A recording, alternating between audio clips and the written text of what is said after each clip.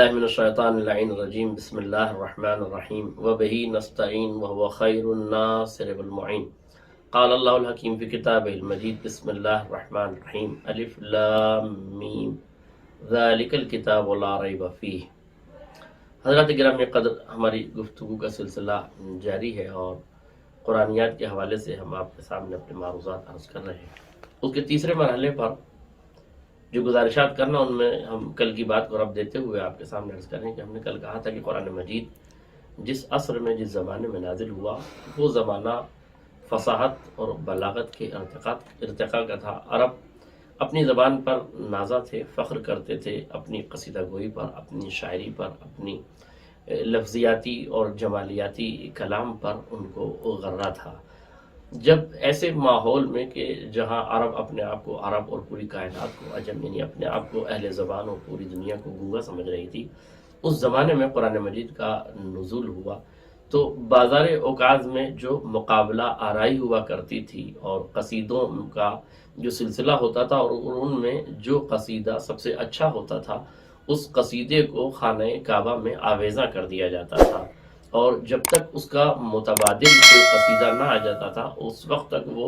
قصیدہ وہیں پر معلق رہتا تھا، یا جب تک اس کے برابر کے قصیدے جمع ہو جاتے تھے۔ اور تاریخ میں معلقات سبا یا معلقات عشرہ بڑی شہرت کے حامل ہیں، جس میں انترا، شیبانی، امر القیس کے وہ معروف قصائد ہیں جن کا تذکرہ تاریخ میں موجود ہے، جو بہرحال ہمارے محل گفتگو سے خارج ہیں۔ لیکن صرف اتنا بتانا ہے کہ وہ تمام تر جو قصائد تھے ان میں جو فصاحت و بلاغت تھی وہ اپنی جگہ تھی، لیکن جب قرآن مجید کا 3 آیتوں کا سورہ نازل ہوا، بسم اللہ الرحمن الرحیم، انا اعطینک الکوثر فصل لربک وانحر انا شانئک هو الابتر، ان 3 آیتوں کے سورے نے عالم عرب کو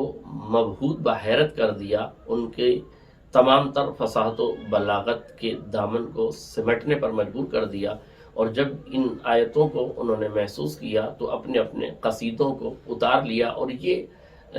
جملے تاریخ نے لکھے ہیں کہ عرب کے فصاحت و بلاغہ کے لبوں پر یہ جملے تھے، ما ھذا کلام البشر، یہ کلام کسی بشر کا نہیں ہو سکتا، یعنی تمام تر فصاحتیں اور بلاغتوں پر حاوی تھا یہ کلام ربانی، اور ہونا بھی چاہیے۔ مخلوق کا کلام اور ہوتا ہے، خالق کا کلام اور ہوتا ہے۔ لیکن اس کے باوجود جب دھیرے دھیرے قرآن مجید کی آیات کا سلسلہ آگے بڑھا تو قرآن مجید نے اپنے اس عمل میں تحدی اور چیلنج کیا کہ اگر تم سمجھتے ہو، بعض لوگوں نے عرب نے یہ کہنا شروع کیا کہ یہ تو قرآن مجید پیغمبر کا اپنا بنایا ہوا ہے، یہ نبی کا کلام ہے، تو ان آیات پر جب شک اور شبہات پیدا کیے جانے لگے تو قدرت نے عالم انسانیت کو متوجہ کرتے ہوئے اور بالخصوص عالم عرب کے لیے یہ پیغام بھیجا کہ اگر تم یہ سمجھتے ہو کہ یہ قرآن پیغمبر کی طرف سے ہے اور یہ گڑھا ہوا ہے، تو پھر قرآن نے ایک تحدی کی، قُلْ لَئِنِ اجْتَمَعَتِ الْإِنسُ وَالْجِنُّ عَلَىٰ أَن يَأْتُوا بِمِثْلِ هَٰذَا الْقُرْآنِ لَا يَأْتُونَ بِمِثْلِهِ وَلَوْ كَانَ بَعْضُهُمْ لِبَعْضٍ ظَهِيرًا، یعنی قرآن کہتا ہے کہ پیغمبر ان سے کہہ دو، قل ان سے کہہ دو، لَئِنِ اجْتَمَعَتِ الْإِنسُ وَالْجِنُّ، کہ جنات اور انسان، تمام انسان اور جن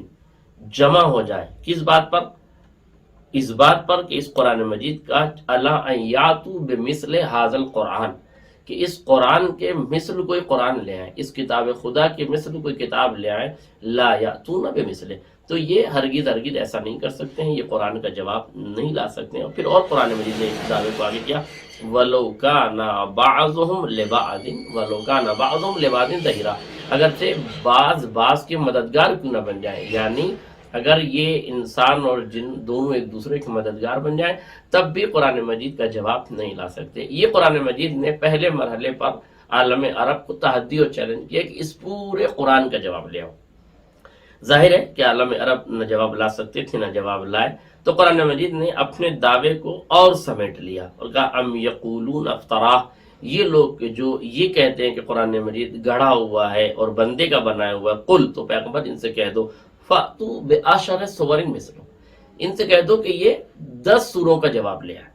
صرف اور صرف 10 سورے مفتریات. اگر تم یہ کہتے ہو کہ یہ قرآن گڑھا ہوا ہے تو ٹھیک ہے، ایسا ہی تم بھی گھڑ کے لے آؤ اپنی طرف سے. اگر یہ کسی بشر کا کلام ہے تو تم بھی اپنا کلام بنا کر اس کے مقابل میں 10 سورے لے آؤ. یعنی قرآن نے پہلے پورے قرآن کی بات کی، اس کے بعد قرآن نے 10 سوروں کی بات کی کہ اگر تم چاہتے ہو تو 10 سورے لے آؤ. لیکن ظاہر ہے کہ پھر وہی تھا وَدْعُوا مَنِ اسْتَطَعْتُم مِّن دُونِ اللَّهِ، اور جس کو تم بلا سکتے ہو، جتنی تمہاری استطاعت ہے، جس کو بھی تم اپنی مدد کے لیے پکار سکتے ہو، بلا لو من دون اللہ، سوا خدا کے. ان کنتم صادقین، اگر تم اپنے اس دعوے میں سچے ہو کہ قرآن اللہ کے علاوہ کسی کا کلام ہے تو پھر تم اس کا جواب لے آؤ. یعنی اس کے 10 سوروں کا جواب لے آؤ. اب 114 سورے قرآن مجید کے ہیں جس میں قرآن نے 10 سورے، یہ بھی نہیں کہا کہ چھوٹے سوروں کا جواب لانا ہے کہ بڑے سوروں کا جواب لانا ہے، بلکہ صرف یہ کہا کہ 10 سوروں کا جواب لے آؤ. حالانکہ یہ لفظ سور کا استعمال اس آیہ کریمہ میں اس بات کی علامت ہے کہ نبی کریم کی زندگی ہی میں قرآن مجید کی آیتوں کو سورے میں تقسیم کیا جا چکا تھا. کون سی آیت کو کس سورے میں رکھنا ہے یہ پیغمبر اسلام نے اپنی زندگی میں معین کر دیا تھا. 114 سورے قرآن مجید کے پیغمبر نے اپنی زندگی میں معین کر دیے تھے. بعشر سور اس بات کی دلیل ہے. لہذا پہلے کہا کہ پورا قرآن، اس کے بعد کہا کہ 10 سورے، اس کے بعد کہا کہ قل فاتو بسورۃ من مثلہ، اگر تم 10 سورے نہیں لا سکتے تو اب ایک سورے کے جواب. یقولون افترا قل فاتو بسورۃ مثلہ، اگر تم 10 سوروں کا جواب نہیں لا سکتے تو اب صرف ایک سورے کا جواب لے آؤ. پھر اس کے بعد قرآن مجید نے اس بات کی طرف ایک سورے کے لیے اور آیت کے لیے وَإِن كُنتُمْ فِي رَيْبٍ مِّمَّا نَزَّلْنَا عَلَىٰ عَبْدِنَا فَأْتُوا بِسُورَةٍ مِّن مِّثْلِهِ وَادْعُوا شُهَدَاءَكُم مِّن دُونِ اللَّهِ إِن كُنتُمْ صَادِقِينَ. اگر تم اس بارے میں شک کرتے ہو کہ جو ہم نے اپنے بندے پہ نازل کیا، قرآن میں دیا ان کنتم فی ریب مما نزلنا علی عبدنا، جو ہم نے اپنے حبیب پر، اپنے بندے پر نازل کیا، اگر تم اس میں شک کرتے ہو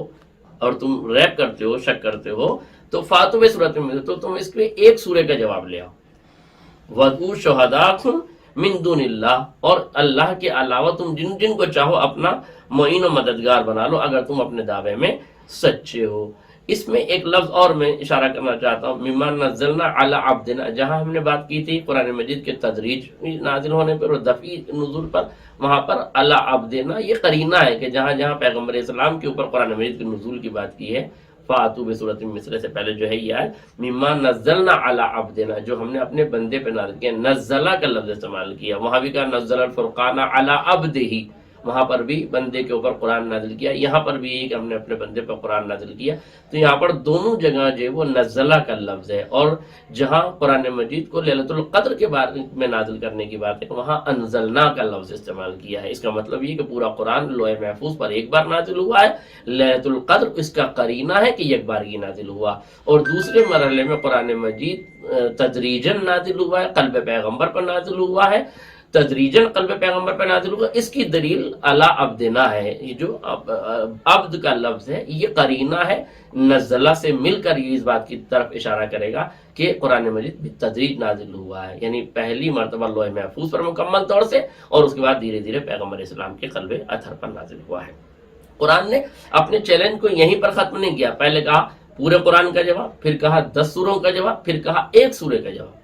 اس کے بعد جب ایک سورے پر بھی بات نہیں بنی اور کوئی جواب نہ لا سکے تو قرآن مجید کہتا ہے ام یقولون تقولوا بل لا یؤمنون، یہ لوگ یہ کہتے ہیں کہ یہ تم نے بنا لیا، اپنی طرف سے کر لیا ہے، جبکہ یہ صاحبان ایمان نہیں ہے، بلکہ یہ ایمان نہیں لائے. فلیاتوا بحدیث مثلہ،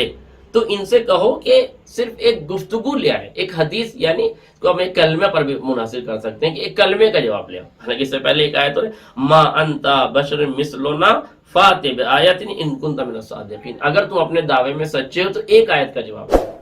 یعنی ایک آیت کا جواب لے آؤ. پھر قرآن کہتا ہے کہ اگر تم اپنے دعوے میں سچے ہو تو ایک حدیث کا جواب لے، ایک بات کا جواب لے، ایک گفتگو کا جواب لے آؤ. اس کا مطلب یہ کہ قرآن مجید نے عالم انسانیت کو چیلنج کر کے یہ کہا ہے کہ تم پورے قرآن کا جواب نہیں لا سکتے، 10 سوروں کا جواب لے آؤ، 10 سوروں کا نہیں لا سکتے ایک سورے کا جواب لے آؤ، ایک سورے کا جواب نہیں لا سکتے ایک آیت کا جواب لے آؤ، ایک آیت کا جواب نہیں لا سکتے ایک حدیث کا جواب لے آؤ. کسی کا جواب نہ آنا اس بات کی دلیل ہے کہ اللہ، یہ قرآن مجید اللہ کا کلام ہے، اس میں کسی بندے کا کوئی دخل نہیں. وآخر دعوانا الحمدللہ.